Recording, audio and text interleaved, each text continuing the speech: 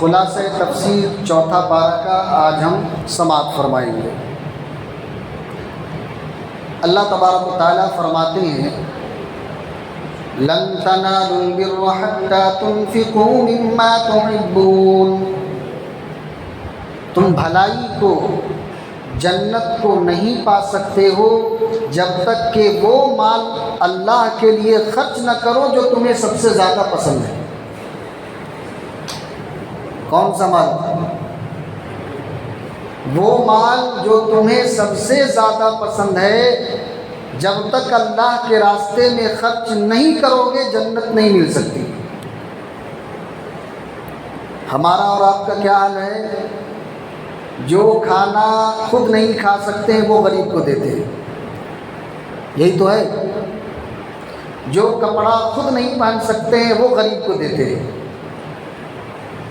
جو چیز ہمارے استعمال کے قابل نہیں ہے وہ اب ہم دوسروں کو دیتے ہیں۔ اللہ کہہ رہے پسندیدہ چیز دو اور ہم ریجیکٹ چیز دے دیں۔ الٹی بات ہے کہ نہیں؟ اللہ کہہ رہے جنت چاہیے، جنت چاہیے تو وہ مال خرچ کرو نا جو تمہارے پاس سب سے اچھا ہے۔ جو تمہارے نزدیک ریجیکٹ ہے اس کو کیوں دیتے ہو بھائی؟ اور پھر جنت کے خواب سجا کر کی بیٹھے ہو کہ اللہ اسی پر جنت بھی دے دے۔ ہاں، جنت سستی ہے کیا؟ معلوم ہوا کہ جنت تک جانے کا جو راستہ ہے وہ اس راستے سے ہو کر کے جاتا ہے جہاں سے مال محبوب خرچ کیا جاتا ہے۔ اس راستے سے ہو کر کے جاتا ہے جہاں سے سب سے پسندیدہ مال خرچ کیا جاتا ہو۔ جنت کا راستہ وہاں سے گزرتا ہے۔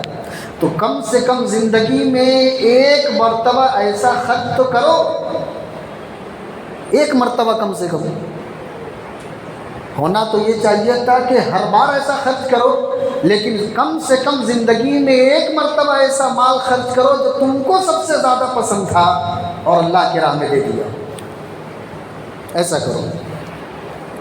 اس کے بعد اللہ تبارک و تعالیٰ نے خانہ کعبہ کی فضیلت بیان کی۔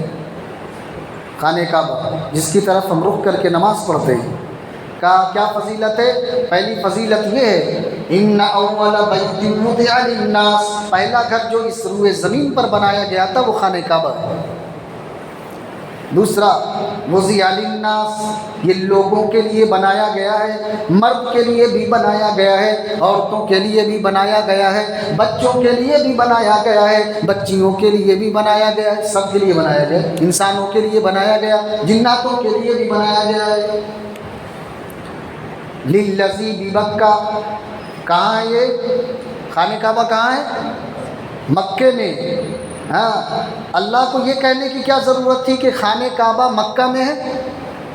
سوال سمجھ میں آ رہا ہے کہ نہیں سمجھ میں آ رہا ہے؟ اللہ کو یہ کہنے کی کیا ضرورت تھی کہ خانہ کعبہ یہ مکے کے اندر ہے؟ کیونکہ معلوم تھا اللہ کو کہ کچھ بد دماغ لوگ آئیں گے، کچھ بد دماغ لوگ اسی روئے زمین پر آئیں گے اور وہ کہیں گے کہ فلاں جگہ پر 7 مرتبہ چکر لگا لو تو خانہ کعبہ میں چکر لگا لیا، فلاں جگہ چلے جاؤ تو خانہ کعبہ میں جانے کا ثواب مل جائے گا۔ تو اللہ نے کہا خانہ کعبہ ادھر کہاں ڈھونڈ رہا ہے؟ یہ تو مکہ میں ہے، یہ ادھر ڈھونڈ رہا ہے۔ چوتھی چیز مبارکہ، اللہ تعالیٰ نے اس گھر میں برکت رکھ دیا ہے، اس مکے میں برکت رکھ دیا ہے۔ برکت کیا ہے؟ کہا کہ اس میں ایک نماز پڑھنے کا ثواب اللہ نے 1 لاکھ کے برابر کر دیا ہے۔ تم اپنی مسجد میں، اپنے گاؤں کی مسجد میں، جامع مسجد میں پڑھو، مسجد اقصیٰ بھی چلے جاؤ، 1 لاکھ ثواب نہیں ملے گا۔ خانہ کعبہ میں چلے جاؤ، 1 لاکھ ثواب ہے، ایک نماز کا ثواب 1 لاکھ نماز کے برابر ہے۔ یہ برکت معنوی ہے، ظاہری برکت، مادی برکت۔ کہا کہ پوری دنیا میں جو چیز نہیں ملتی ہے نا، مکہ کے مارکیٹ میں وہ چیز تمہیں مل جائے گی۔ جو پھل تمہیں دوسری جگہ نہیں ملے گا، مکہ کے مارکیٹ میں وہ پھل موجود ہے کہ نہیں؟ یہ ہے برکت۔ اس کے بعد اللہ تبارک و تعالیٰ نے کہا ھدی للعالمین، 5ویں خانہ کعبہ کی فضیلت یہ ہے کہ تمام انسانوں کے لیے، تمام جناتوں کے لیے، تمام عالم کے لیے ہدایت کا مرکز ہے۔ یہ ہدایت کا مرکز ہے۔ چھٹی فضیلت فیہ آیات بینات، اللہ تبارک و تعالیٰ نے خانہ کعبہ کے اندر بڑی بڑی نشانیاں رکھ دی، واضح نشانیاں رکھ دی ہیں۔ کہا خانہ کعبہ کی نشانیاں تو اتنی ہیں کہ علماء نے تقریباً 30 سے زیادہ شمار کیے۔ ایک نشانی میں بتا دیتا ہوں، خانہ کعبہ کو منہدم کرنے کے لیے، توڑنے کے لیے ابرہہ کا لشکر یمن سے چلا تھا کہ خانہ کعبہ کو گرا دیا جائے۔ اللہ تبارک و تعالیٰ نے چھوٹے پرندے کے ذریعے سے کیا کر دیا؟ ملیمیٹ کر دیا۔ یہ کتنی بڑی نشانی ہے اللہ کی۔ کہا یہاں نشانیاں ہیں، نشانیاں ہیں۔ اور کیا ہے؟ مقام ابراہیم علیہ السلام کے خانہ کعبہ کے بناتے ہوئے جس پتھر پر چڑھ کر کے بنایا تھا نا، ان کا قدم مبارک کا نشان اس پتھر پر پڑ گیا ہے۔ جی، جو لوگ گئے ہیں انہوں نے دیکھا ہو کہ جس پتھر پر ابراہیم علیہ السلام کھڑے ہو کر کے خانہ کعبہ کی تعمیر کر رہے تھے، وہ پتھر پر ان کے پیر کے نشان پڑ گئے۔ یہ نشانی ہے۔ پتھر پر کہیں پیر کا نشان پڑتا ہے بھائی؟ پتھر ایسے ہی سخت ہوتا ہے، پیر نرم ہوتا ہے، نرم چیز سخت پر نشان کیسے چھوڑے گی؟ لیکن یہ اللہ کی نشانی ہے کہ پتھر پر بھی قدم کے نشان کو واضح کر دیتا ہے۔ وَمَن دَخَلَهُ كَانَ آمِنًا، خانہ کعبہ کی فضیلت یہ ہے کہ جو مکے کے اندر داخل ہو جاتا ہے اللہ تعالیٰ اس کو امن عطا کر دیتے ہیں۔ حتیٰ کہ کوئی قاتل بھی اگر قتل کر کے حدود حرم میں داخل ہو جائے تو اس کو مارا نہیں جائے گا وہ، جب تک کہ حدود حرم سے باہر نہ آ جائے۔ یہ ہے، اللہ نے امن کی جگہ بنا دیا ہے۔ نویں فضیلت وَلِلَّهِ عَلَى النَّاسِ حِجُّ الْبَيْتِ مَنِ اسْتَطَاعَ إِلَيْهِ سَبِيلًا، اللہ تبارک و تعالیٰ نے اس کعبے کے حج کے لیے استطاعت والوں کے اوپر فرض کر دیا۔ جو وہاں پہنچنے کی طاقت رکھتا ہے اس کے اوپر اس کا حج کرنا، حج مانے قصد کرنا، ارادہ کرنا، وہاں پہنچنا ہے نہیں، فرض کر دیا ہے کہ تم وہاں پہنچو۔ کہا اللہ کیسے پہنچے؟ من استطاع الیہ سبیلا، جیسے ہو سکتا ہے پہنچ جاؤ نا جی، آگے پیچھے کر کے پہنچ جاؤ۔ بیٹی کی شادی ہے،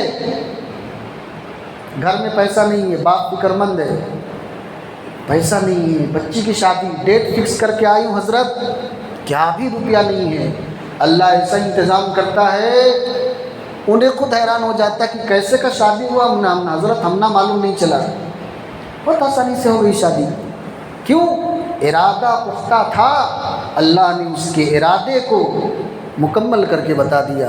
ہم نے ارادہ کیا ہی نہیں، سب چیزوں کا ارادہ کر کے، زمین خریدنے کے لیے، کاروبار بڑھانے کے لیے، یہ لینا ہے وہ لینا ہے، یہ کام، بچے کی شادی، لڑکے کی شادی، لڑکی کی شادی، لاسٹ میں سب سے جب ہم ریٹائر ہو جائیں گے تب حج ہے، جب ہم خود کسی کام کے نہیں بچیں گے تب حج کرنے جانا۔ حالانکہ حج تو جوانوں کے لیے بڑی مشقت کی چیز ہے۔ بہت سارے حاجیوں کا جو بڑھاپے کے انتظار میں رہتے ہیں، جاتے ہیں ان کے کئی ارکان چھوٹ جاتے ہیں، دوسرے کو کرنا پڑتا ہے۔ تو جوانی ہے، طاقت دی اللہ نے، پیسہ دیا ہے، جاؤ بھائی۔ اللہ نے کہا ومن کفر، یاد رکھ لو نہیں جاؤ گے کفر کرو گے۔ اللہ تبارک و تعالیٰ نے حج نہ کرنے کو کفر سے تعبیر کیا ہے، اور حدیث پاک کے اندر بھی آتا ہے جو شخص استطاعت رکھتے ہوئے، مال رکھتے ہوئے، وہاں پہنچنے کی طاقت رکھتے ہوئے بھی حج کو نہیں جاتا ہے، اللہ کے حبیب فرماتے ہیں ایسا شخص یا تو یہودی ہو کر کے مرے یا نصرانی ہو کر کے مرے، اللہ کو کوئی پرواہ نہیں۔ یہی ہے ومن کفر۔ کہا ٹھیک ہے تم نہیں جانا چاہتے ہو، تو اللہ نے کہا فَإِنَّ اللَّهَ غَنِيٌّ عَنِ الْعَالَمِينَ، اللہ تو تمام عالم سے بے نیاز ہے، تمہارے نہیں جانے سے اللہ کو خاص فرق پڑے گا، اللہ کو کچھ نہیں ہونے والا ہے۔ اس کے بعد اللہ تبارک و تعالیٰ نے کہا یا ایھا الذین آمنوا اتقوا اللہ حق تقاتہ، اے ایمان والو اللہ سے ڈرو جیسا کہ اس سے ڈرنے کا حق ہے۔ اللہ سے ڈرو جیسا کہ اس سے ڈرنے کا حق ہے۔ اللہ کا تقوی اختیار کرو، بات سمجھ میں آتی ہے۔ اللہ نے کہا تقوی اختیار کرو اور مجھ سے ڈرو، لیکن حق تقوی کیا ہے؟ حق تقوی کیا ہے؟ حق تقوی میں 3 چیزیں ہیں۔ پہلی چیز ان یطاع فلا یعصى، اللہ کی ایسی اطاعت کی جائے کہ اس کے بعد نافرمانی نہ ہو، ایسی اطاعت کرو کہ نافرمانی نہ ہو۔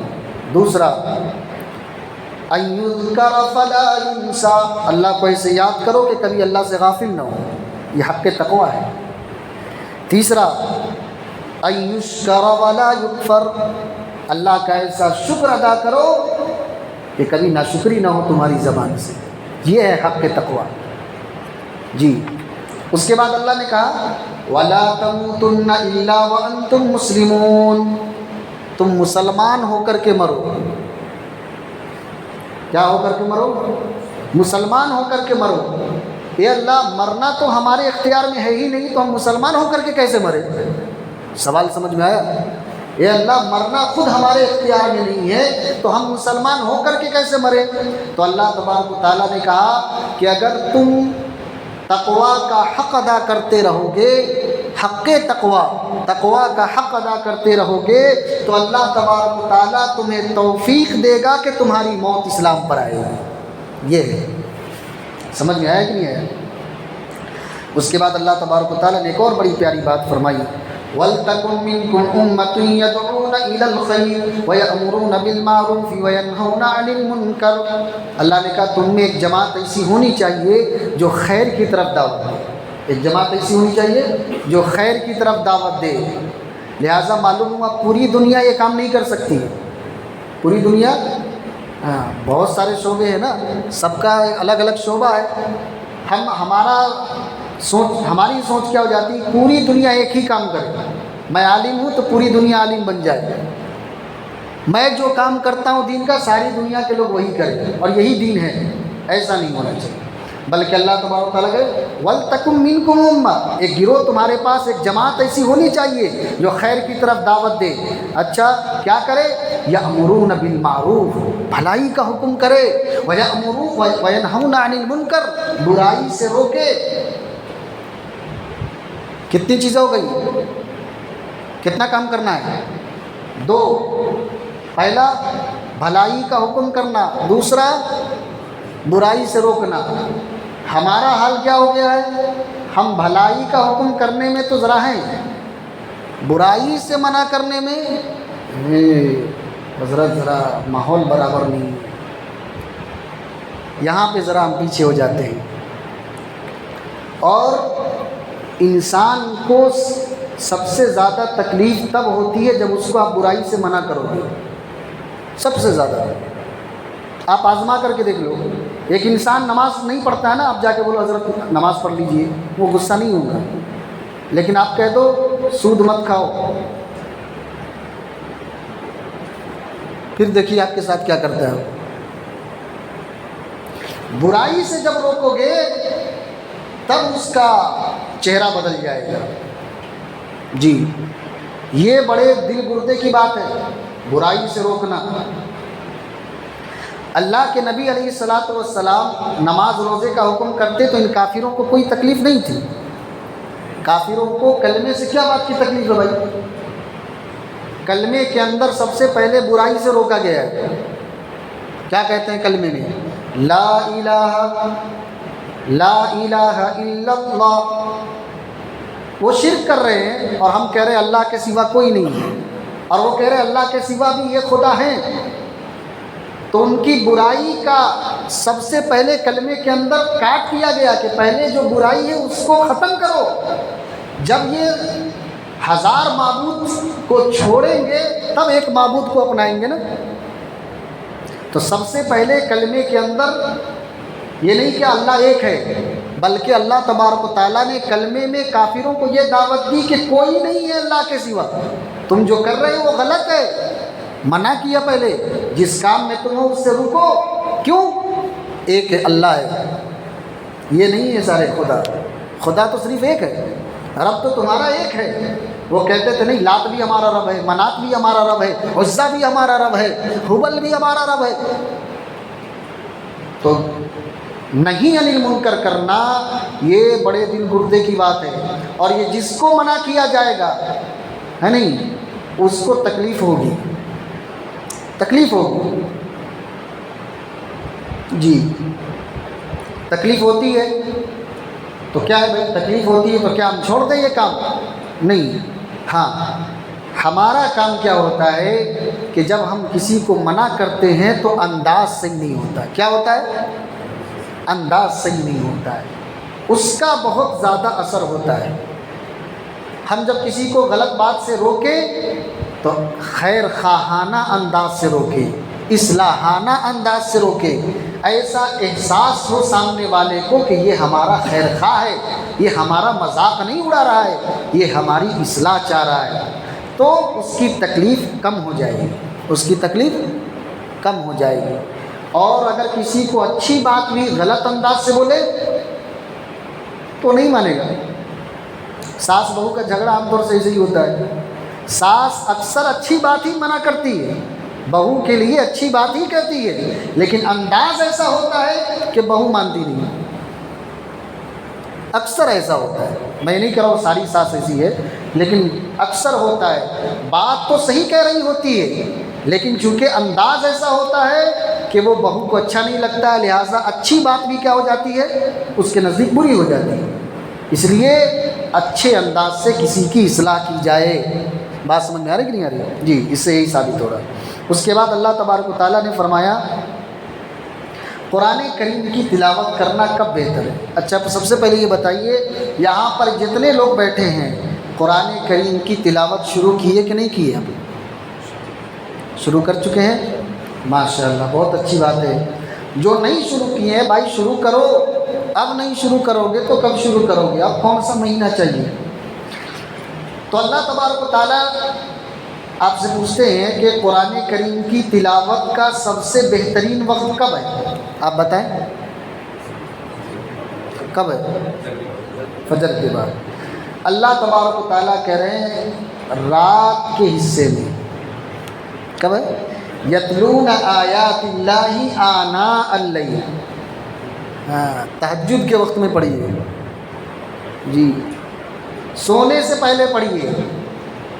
اللہ کے نبی کی حدیث معلوم ہے، سورہ واقعہ، سورۃ الملک پڑھے بغیر سوتے نہیں تھے، اور تہجد میں اتنی لمبی لمبی رکعت کرتے تھے کہ قدم مبارک پر کیا ہو جاتا تھا؟ ورم آ جاتا تھا، سوج جاتا تھا۔ یہ ہمارے نبی کی سنت ہے۔ آج میٹھی سنت یاد ہو گئی، کڑوی سنت بھول گئے۔ یہ تو حضرت سے پوچھتے ہیں حضرت کھانے میں نمک کھانا سنت ہے کہ میٹھا کھانا سنت ہے، یہ نہیں پوچھتے ہیں کہ تہجد میں حضور کتنے پارے پڑھتے تھے، یہ کہ سنت ہے کہ نہیں، سوتے سے پہلے کیا کر کے سوتے تھے، یہ نہیں پوچھتے ہیں۔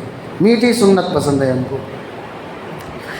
اللہ تبارک و تعالیٰ نے کہا اس کے بعد وَسَارِعُوا إِلَىٰ مَغْفِرَةٍ مِّن رَّبِّكُمْ وَجَنَّةٍ عَرْضُهَا السَّمَاوَاتُ وَالْأَرْضُ، دوڑو نا ایسی جنت کی طرف جس جنت کی صرف چوڑائی آسمان اور زمین دونوں کو ملا دو، ساتوں آسمان ساتوں زمین کتنی چوڑی ہوگی، اتنی تو صرف اس جنت کی چوڑائی ہے۔ اللہ کہا پھر بدبخت ہے وہ انسان، اتنی چوڑی جنت میں اس کو پیر رکھنے کے لیے بھی جگہ نہیں ملی، کتنا بڑا بدبخت ہوگا ہیں؟ اتنی بڑی جنت اور اس میں پیر رکھنے کا بھی جگہ نہ ملے تو ہم سے بڑا بدبخت کوئی نہیں ہوگا میرے بھائیوں۔ اللہ سے دعا کرے اللہ تبارک و تعالیٰ ہمیں جنت عطا فرمائے۔ اس کے بعد اللہ چار باتیں بیان کر کے بات ختم کرتا ہوں، چار باتیں قرآن کی روشنی میں، اور یہ آپ کی زندگی میں بہت کام آنے والی بات ہے، بہت کام آنے والی۔ امام جعفر صادق رحمۃ اللہ علیہ فرماتے ہیں کہ مجھے اس آدمی پر تعجب ہوتا ہے کہ جس آدمی کو کسی بات کا خوف ہو مگر وہ یہ آیت نہیں پڑھتا ہے۔ کس بات کا خوف ہو، وہ ڈرتا ہو کسی بات سے، لیکن وہ یہ آیت نہیں پڑھتا ہے، اس آیت کی وہ تلاوت نہیں کرتا ہے۔ کون سی آیت ہے؟ حسبنا اللہ ونعم الوکیل۔ کون سی آیت ہے؟ سب مل کے پڑھے ذرا، حسبنا اللہ ونعم الوکیل۔ کیا مطلب؟ اللہ ہی ہمارے لیے کافی ہے اور وہی ہمارے کام کو بنانے والا ہے، وہی ہمارا وکیل ہے۔ دنیا کے وکیل کو ڈھونڈتے ہیں، اللہ جیسا وکیل چھوڑ کر کے دنیا کے وکیل کے چکر میں ہیں۔ کبھی اللہ جیسا وکیل بھی پکڑ لو۔ کہا کہ جو اس آیت کو پڑھے گا کسی خوف کے وقت میں تو اللہ کیا کریں گے؟ فَانْقَلَبُوا، آگے خود اللہ نے آیت بتائی، فَانْقَلَبُوا بِنِعْمَةٍ مِّنَ اللَّهِ، اللہ کی نعمتیں لے کر کے پلٹے گا، لہٰذا اس کا خوف دور ہو جائے۔ دوسرا، مجھے اس آدمی پر تعجب ہے جس کو کسی بات کا غم ہے۔ پہلے میں کیا تھا؟ خوف ہو، اب کیا ہے؟ غم ہو، لیکن وہ یہ آیت نہیں پڑھتا۔ کون سی آیت؟ لا الہ الا انت سبحانک انی کنت من الظالمین۔ غم ہو اور بندہ یہ آیت نہ پڑھے، اس سے بڑا بے وقوف نہیں ہے۔ کیوں؟ یہ آیت پڑھو گے تو پھر اللہ کیا کریں گے؟ اللہ نے آگے بیان فرمایا، فَاسْتَجَبْنَا لَهُ وَنَجَّيْنَاهُ مِنَ الْغَمِّ۔ اس آیت کے پڑھنے کے بعد اللہ نے حضرت یونس کو مچھلی کے پیٹ کے غم سے نجات دے دی۔ تو اللہ پھر ہمیں کیا ملے گا؟ اللہ نے کہا وَكَذَلِكَ نُنْجِي الْمُؤْمِنِينَ، اور اسی طرح ہم اس کے پڑھنے والے کو نجات دیں گے، ایمان والے کو بھی نجات ملے گی۔ تو کیا ہے؟ تعجب ہے اس شخص پر جس کو غم ہو اور وہ یہ آیت نہیں پڑھتا ہے۔ بات سمجھ رہے کہ نہیں؟ دو ہو گئے۔ تیسرا، امام جعفر صادق رحمہ اللہ فرماتے ہیں، مجھے اس آدمی پر بھی تعجب ہے کہ جس کے خلاف سازش کی جا رہی ہے، سازش، لوگ اس کے خلاف ہوں، اس کے خلاف مکر کر رہے ہوں، مارنے کے لیے، اس کو برباد کرنے کے لیے، اس کو ذلیل کرنے کے لیے، اور وہ یہ آیت نہیں پڑھتا ہے۔ کون سی آیت؟ وَأُفَوِّضُ أَمْرِي إِلَى اللَّهِ۔ کون سی آیت ہے؟ وَأُفَوِّضُ أَمْرِي إِلَى اللَّهِ، میں اپنا معاملہ اللہ کے سپرد کرتا ہوں، یہ ہے اس آیت کا مطلب۔ جب یہ پڑھے گا تو کیا ہوگا؟ آگے اللہ فرماتے ہیں فَوَقَاهُ اللَّهُ سَيِّئَاتِ مَا مَكَرُوا، اللہ تعالیٰ اس کو بچائیں گے جو لوگ اس کے خلاف مکر کر رہے ہیں۔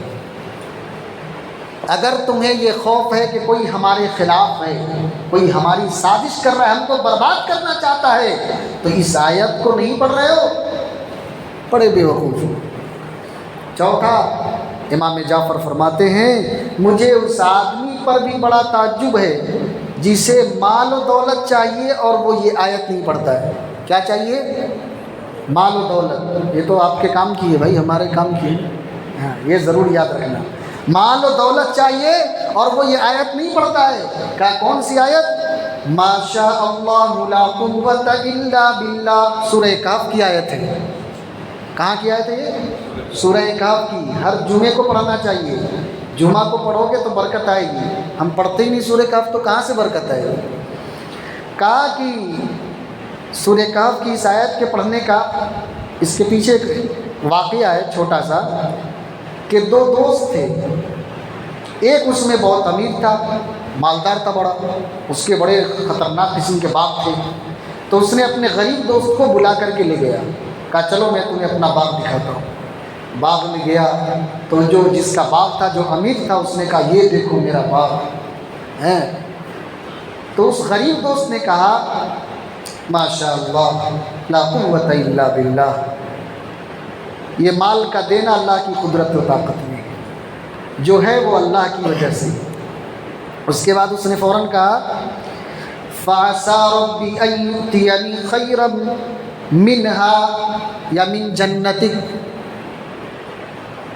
مجھے اللہ کی ذات سے امید ہے کہ اللہ تعالیٰ مجھے اس سے بہتر باغ دے گا۔ مجھے اللہ کی ذات سے امید ہے تو یہ بات دکھا کر کے کہتا ہے کہ یہ دیکھو اس کی ایسی خوبیاں ہیں، یہ اتنا مہنگا ہے، یہ اتنا کروڑوں کا ہے، اتنے لاکھوں کا ہے۔ اس غریب نے کہا مجھے اپنے رب کی ذات سے امید ہے کہ میرا رب اس سے بہتر دے گا۔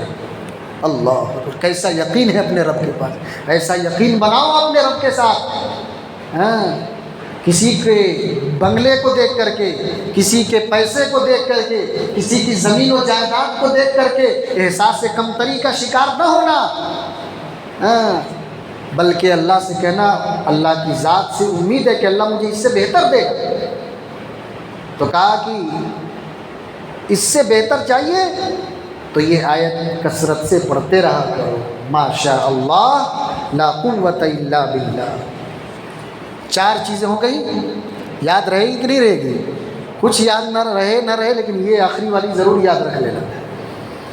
اس کے بعد آخری بات، اللہ تبارک و تعالیٰ نے کہا کہ جو شہید ہوتے ہیں، جو میرے راستے میں اپنی جانوں کا نذرانہ پیش کر دیتے ہیں، اپنی جان میرے لیے دے دیتے ہیں، میں اس کے جان کو ہمیشہ کے لیے آزاد کر دیتا ہوں۔ ہر انسان جب مرتا ہے تو یا تو سجین میں جاتا ہے یا تو علیین میں جاتا ہے، یہ دونوں جگہ میں سے کسی ایک جگہ میں ہوتا ہے، قید ہوتا ہے۔ لیکن جب کوئی اللہ کے لیے اپنی جان دیتا ہے تو اللہ تعالیٰ اس کو قید نہیں کرتے ہیں سجین یا علیین میں۔ اللہ تبارک و تعالیٰ ایک سبز رنگ کے پرندے میں اس کی جان ڈال دیتے ہیں اور جنت میں چھوڑ دیتے ہیں۔ سارے لوگ کل قیامت کے دن جنت میں جائیں گے۔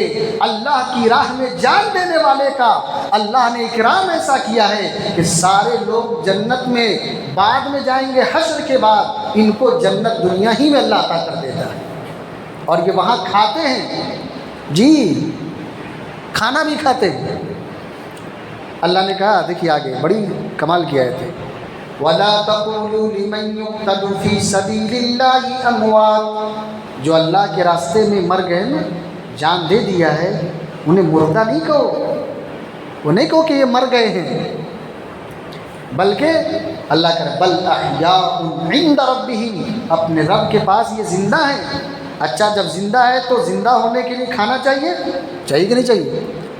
زندگی تبھی ہوگی نا جب اس کے لیے زندگی کی ضروریات ملے۔ تو اللہ نے کہا عند ربہم یرزقون، اس کا رب انہیں کھلاتا بھی ہے۔ جی یہ ہے اللہ کی راہ میں جان دینے والے، یہ ہیں شہید، ان کا مقام۔